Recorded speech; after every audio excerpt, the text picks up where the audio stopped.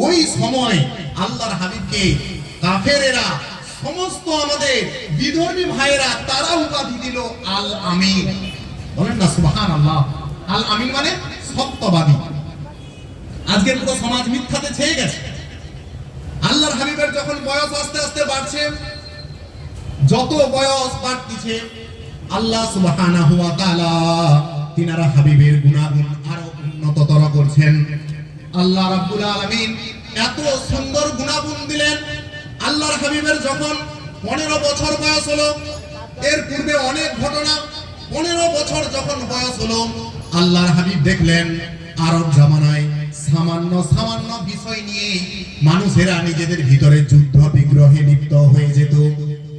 যুদ্ধ বিগ্রহে তারা লিপ্ত হয়ে যেত, ভাইয়ে ভাইয়ে, আত্মীয় স্বজনের ভিতরে সামান্য সামান্য বিষয় নিয়ে। এমনকি বাপ মারা যাওয়ার পরে তাকে ওসিয়ত করে যেত, এই আমার সন্তান, ওই পাড়ার অমুক জনকে তুমি কিন্তু মারবে, আমি মেরে যেতে পারলাম না, তোমাকে আমি ওসিয়ত করে যাচ্ছি, তুমি কিন্তু ওকে মারবে সুযোগ পেলে।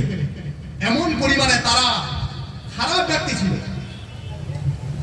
আল্লাহর হাবিব সেই জামানায় কি করলেন, 15 বছর বয়স, এখনো নবী হননি, একটি সংগঠন তৈরি করলেন।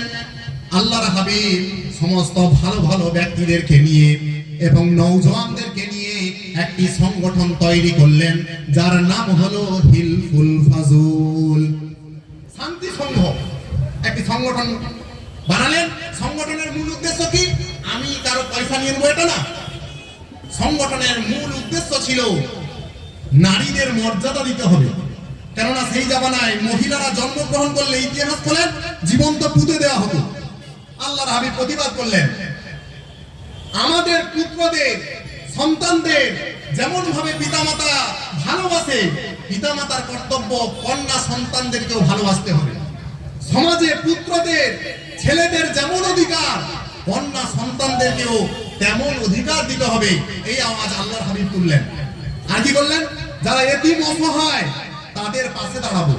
যারা সমাজে ফিতনা ফাসাদ সৃষ্টি করবে, সে যত বড় নেতা হোক না কেন, আমরা সংঘবদ্ধভাবে তার প্রতিবাদ